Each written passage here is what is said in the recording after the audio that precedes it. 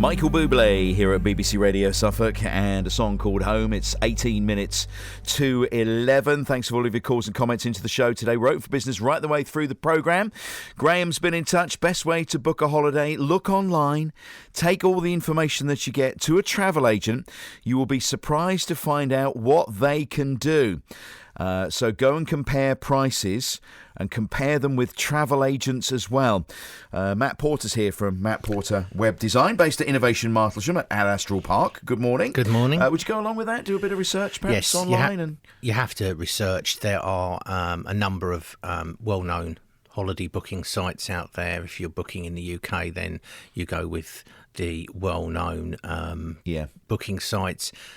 A lot of the time, these places, especially holiday cottages, they do have legitimate websites. I know because I've built some for cottages in Aldborough. So people who want to look after their own property and do it themselves, they'll have their own website. They'll have their own website, because they can give more information on there. Generally, though, when you get to book it, you will normally go through a booking system, such as Booking.com or someone like that. So you are again protected because you're going through a registered system.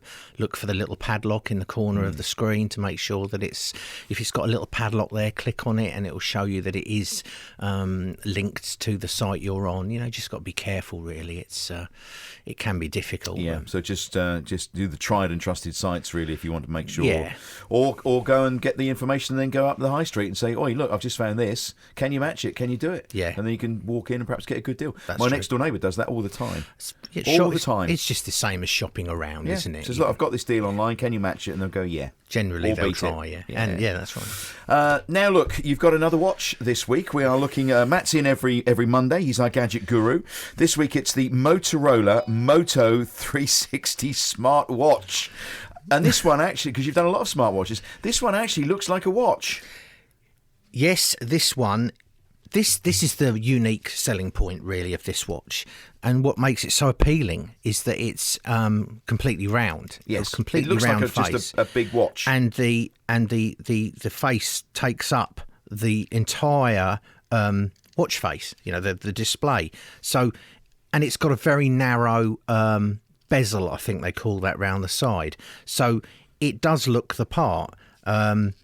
It's the only difference when it's got in the entire screen's taken up. There is a little what they call the flat tire at the bottom, and that actually is a light detector. That's the ambient light sensor and bits and pieces. There was nowhere else apparently for them to put that, so it's gone down the bottom of the screen. But to be fair, you don't notice it, and the design of the interface kind of makes it so you don't notice it. So it's very smart looking watch. Actually, of all the watches that I've tried out over the last year, everybody has said, this one really appeals to me because it looks like a watch rather than a square faced digital watch type design.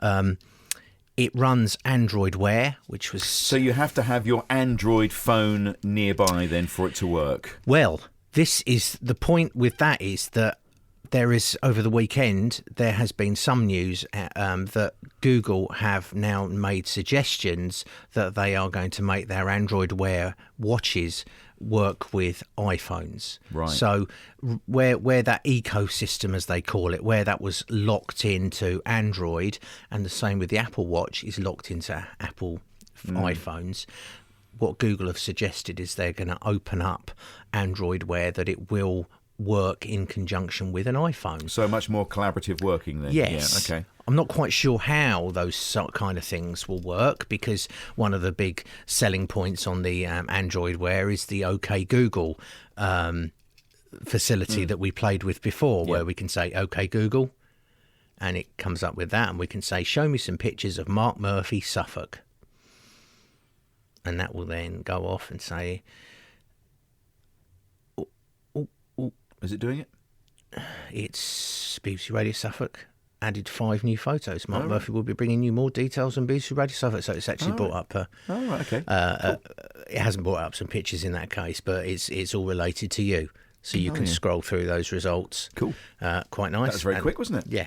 It's as quick as the data connection your phone has to the internet. So that's playing around really, where you ask it questions and stuff like that.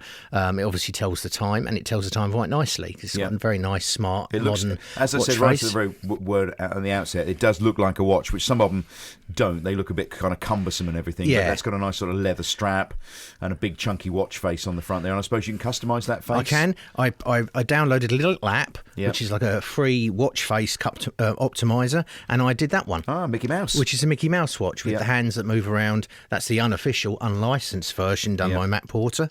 But you can make whatever you like. You can be as creative as you like with watch faces. There's one there that's like a gold watch and things like that, because you can get a gold watch version of it. That sort of thing. So all very nice. So it does everything that you want it to do. Yes. Expensive? About £179 to £199. Right. It's been out about 8 or 9 months now, so it's probably due in the next few months for a refresh. They might put in faster processor. So these like Android ones are considerably cheaper than the Apple ones. They seem to be at the moment. They're slightly cheaper depending on which watch you get. There's about, I think, 6 different Android Wear watches out there. This being the one that everybody loves because it's got this circular face. LG do a circular face one, but it's got kind of like the dive dial around it, which bulks it out a little bit. It's quite a big watch, but actually it's quite nice to wear. It's quite pleasant. It will take your heart rate as well. So it will measure your heart rate, and it measures your steps and all of those things. So it's a great little. Okay. little so you quite like that one? I love it. I think this is the best.